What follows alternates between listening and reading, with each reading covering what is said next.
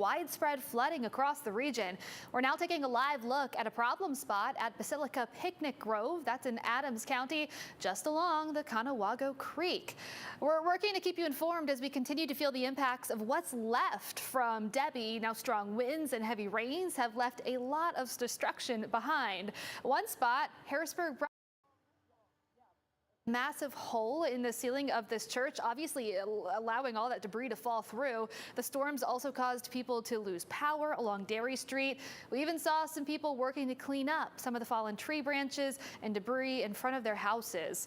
We talked to the pastor as well as neighbors near the church, and we'll have more reaction coming up on Fox 43 News first at 4. But first, we want to check in with Fox 43's Sire Williams. She's been out all morning chasing that storm damage. She's currently located in Swatara Township, where there's another building destroyed by Debby. Sire, what's the latest?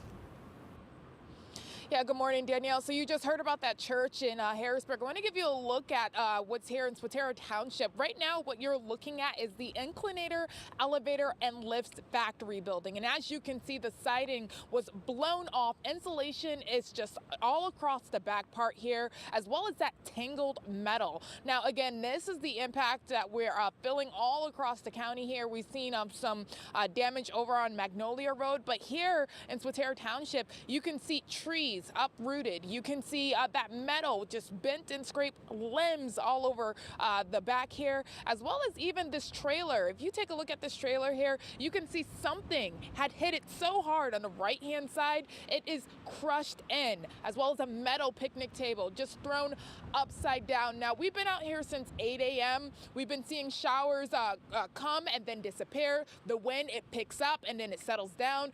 Feels like it's picking up right now, but this is just some of the damage here in Dauphin County that we're seeing. And again, we talked to neighbors both on Magnolia Drive as well as some here who say that they're waiting to get out to their destination since there's tree branches and limbs all over the road, or even for people to get in.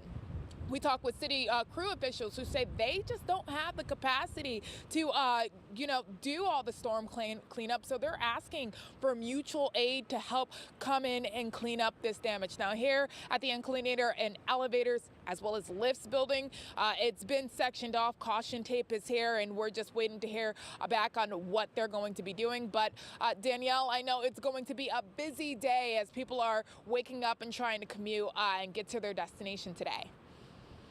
Yes, Sire, obviously we talk about it, we prep for it, but it's really powerful to see those images and the destruction that Debby created. We really appreciate your reporting, and we'll be checking back in with you through the afternoon. Let's get to the latest on the forecast, because this storm thankfully is starting to wind down. Here's the latest. You can see points around Harrisburg, south through York County, and of course up through Dauphin County, still getting rain, but that's clearing and pushing off to the east. So areas out west of the capital already drying out. So we are already seeing those improvements. So that threat for issues and flooding issues and severe storms, it's still there, but it is decreasing as we look ahead. But we're still watching a lot of these flooding concerns. We have a massive flood warning from parts of Adams, York County that extends all the way up through the capital, through Dauphin County.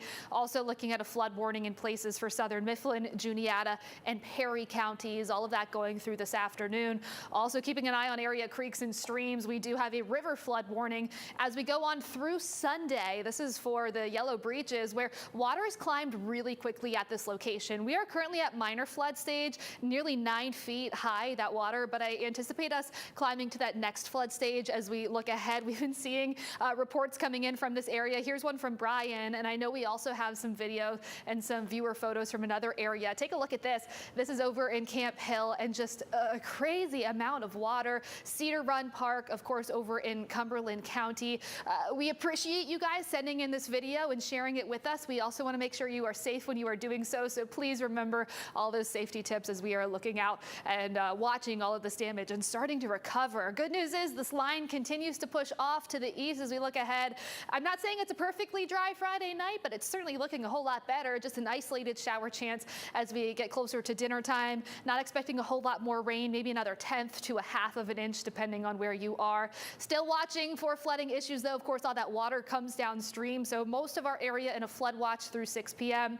Still under a tornado watch until 2, though I do anticipate they start to knock this down pretty quickly. So we'll keep you updated on air and online as that changes. Once we get through today, things are looking a whole lot better, but we will need to do some cleanup and continue to monitor the situation. Now, if you are without power, I know several thousand of you are without power across the area. If you need to report it, here's the way to do so, or you can check the status of your outage. If you're with Met Ed, that number is 1-888-LIGHTS. Lights has 2 S's there. For PPL, 1-800-DIAL-PPL. And then Adams Electric is 1-888-232-6732. Again, you can report those power outages. Now, if you're safely able to show us storm damage that you're seeing, please submit a picture or a video. You can do so using the Near Me feature on the Fox 43 app. We want to be able to really paint the picture of how this storm is affecting our communities, affecting our neighbors. If you do submit that photo, we'll be able to use it on air and online. Thank you so much for sticking with us and trusting us as we get through this weather impact alert cut-in. We'll be back